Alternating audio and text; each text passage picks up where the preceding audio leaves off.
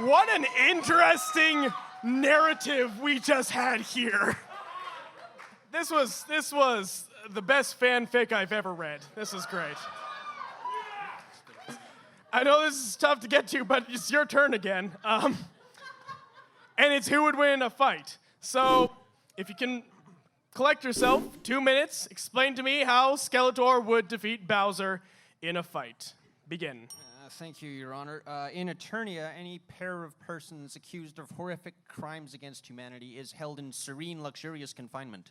Mr. Skeletor and Mr. Bowser's 37,999 square foot holding compound includes an enormous interior deciduous arboretum in perpetual full bloom and multiple connecting garden paths, two of which leads to separate Neo-Georgian bungalows occupied respectively by Mr. Skeletor and Mr. Bowser. The pair has been confined for 456 hours. During this period, Mr. Skeletor has, on 20,785 distinct occasions, accosted with little warning and great viciousness Mr. Bowser. That's very slightly more than 3 assaults on Mr. Bowser every 4 minutes. Following is an excerpt. October 5th, 4588, 1812 hours. Mr. Bowser has an evening swim in the Arboretum's 999 square foot pond and turtle sanctuary, interrupted by the sound of his mimosa's glass shattering as the shards become sharp, frozen bullets that hurtle into the nearest available turtle flesh. 2 baby turtles, barely 56 years of age, with their soft, vulnerable bellies to the sky as they float innocently on their developing shells. Mr. Bowser hurries to protect them, but to no avail. The shards dig deeply into the sweet young turtles' bile-green stomachs before flying out again towards Mr. Bowser's face at incredible speed. As turtle blood flows, Mr. Skeletor observes from the top of a nearby luscious sumac, cackling maniacally. Mr. Bowser's bandaged face drips blood 4 hours later, and facial analysis indicates his expression is sad, borderline brokenhearted. Mr. Skeletor, observing from behind the perfect cover of a thin birch tree, cackles maniacally as he wreaks havoc on Mr. Bowser's heart with his havoc staff. It's 30 not seconds. a fight, he mutters to himself, if your opponent isn't a giant, broken-hearted turtle. Ha, ha, ha, ha, ha, ha, ha, ha, ha, ha, ha, ha, ha. Great use of time, yeah. Ha, ha, ha. Your Honor, verbatim. I believe I got all 16 ha's. Ha. Okay, and that leads us to the end. There we are. That last ha used up your time perfectly. That was great. Team Bowser, explain to me how your Koopa King would remain victorious. Please begin. I spent the last month or so watching a bunch of old He-Man episodes, and I cannot overstate enough just how useless Skeletor is in a fight. I could sit here talking about all the advantages Bowser would have, but Bowser doesn't even have to be that good. Case in point, the 87 film Masters of the Universe starring Dolph Lundgren. Skeletor obtains the cosmic key and literally becomes the god of the universe. The first thing he does is try to shoot He-Man, but he misses and shoots off He-Man's constraints instead. That's the first thing he does. He-Man was 5 feet in front of him and he zapped off his change. I've seen blind 6-year-olds with better aim. Then He-Man just takes his staff and breaks it, and Skeletor's just like, nah, my god, staff. And then he's just pushed into a pit, and he's like, no, gravity. But that's just that one-off movie. What about the Filmation He-Man, which he's best known for? The last episode of that show, The Cold Zone, aired on December 8th, 1984. But that wasn't the end of the series, no. The Filmation series officially concluded with a 1985 movie in which He-Man teams up with She-Ra to save Christmas. At the end of the film, when his shitty plans fail, Skeletor is overcome by the power of Christmas and becomes good. That's the end of the series. That's how He-Man ends.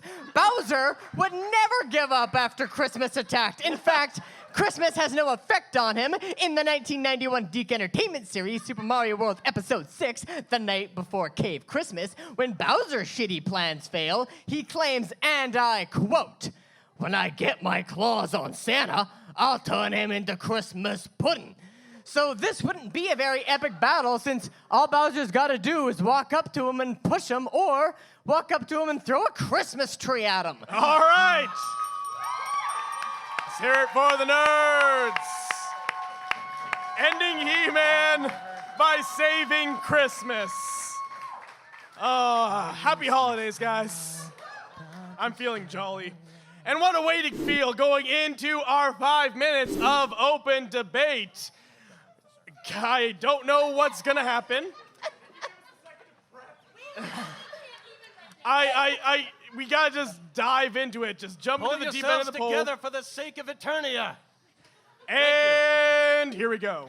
I just want to say very quickly that the reason why King Koopa was happy to take out Father Christmas is he would take his place and deliver presents to all of your families, whereas Skeletor delivered death to my family.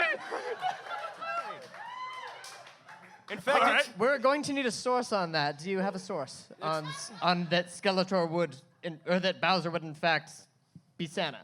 Has that happened? Yes, actually, he was taking over for Santa and using those abilities.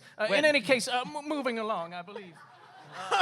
Objection, Your Honor, they're making up shit. it's interesting that you would bring up the Christmas special, which, as we all know, was a piece of propaganda film made by the pro-Skeletor movement started by Skeletor in the late 1980s. Yeah.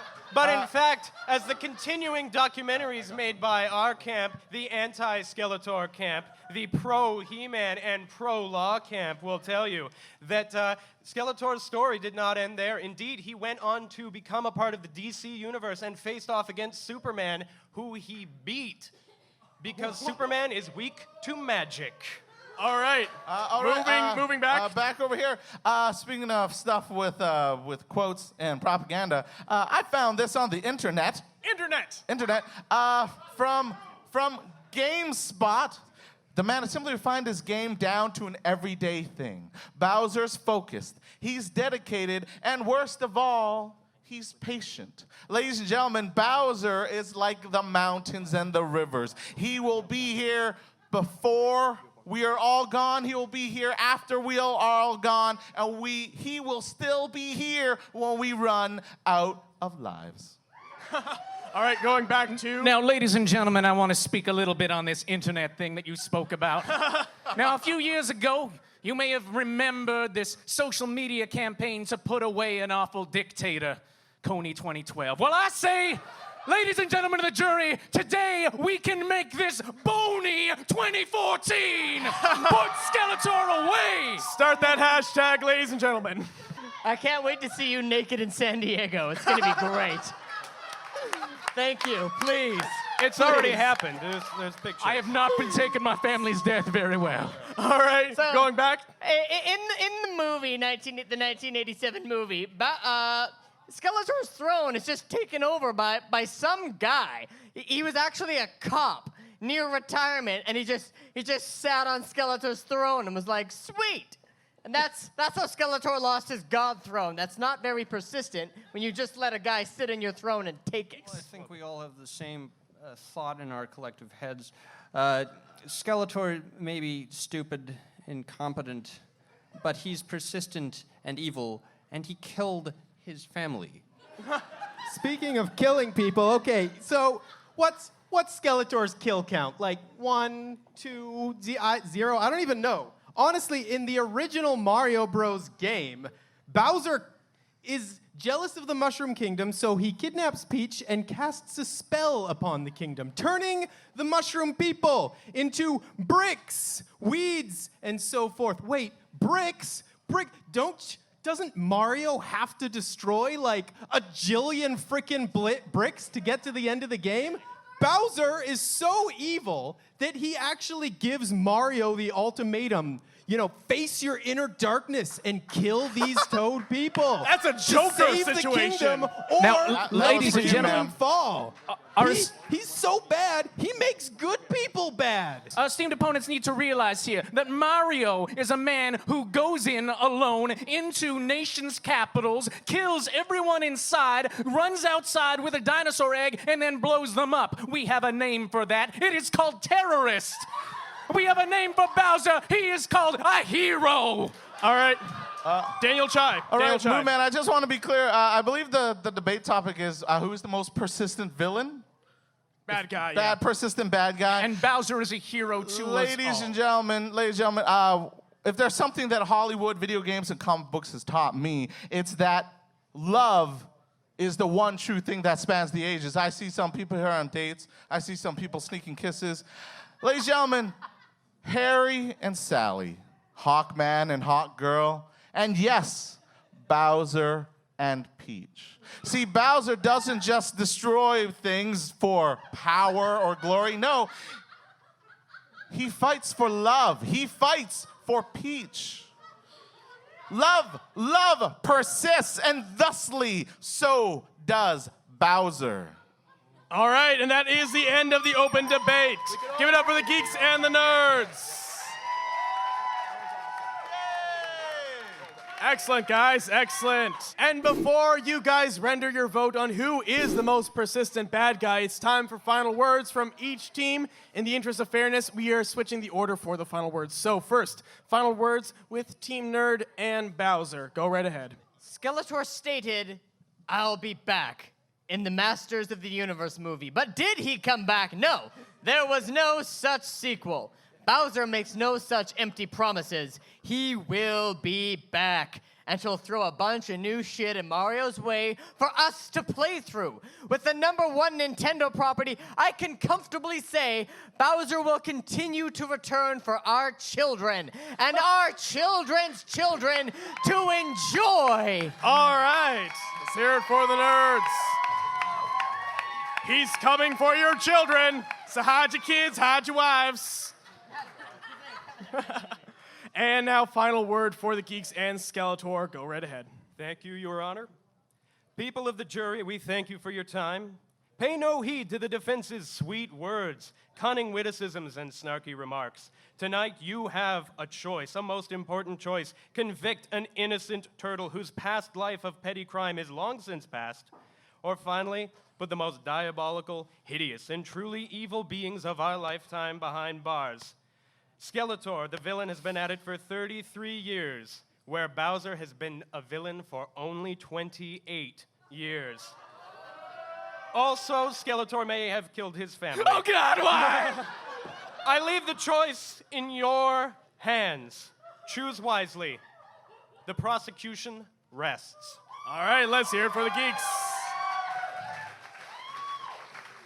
Now it is time for you, fellow geeks and nerds, to render your judgment upon these bad guys. Who is the most persistent?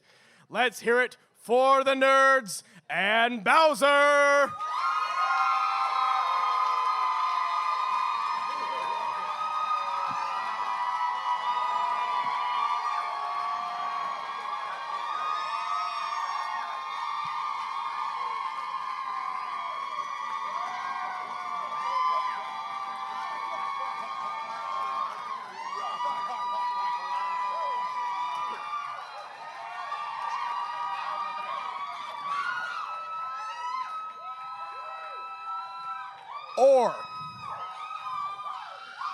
Or do we hear it for the geeks and Skeletor?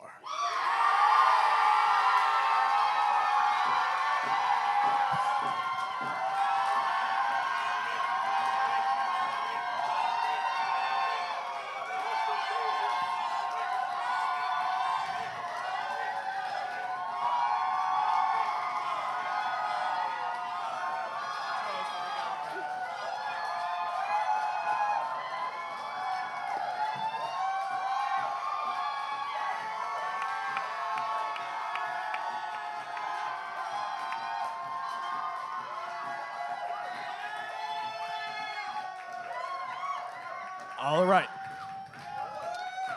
As the Lord...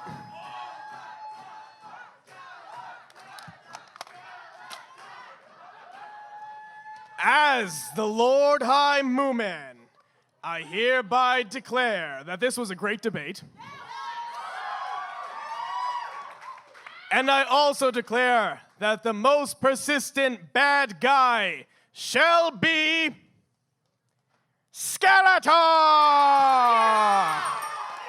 Thank you for coming to West Coast Geeks vs. Nerds. Please stay tuned to the next show.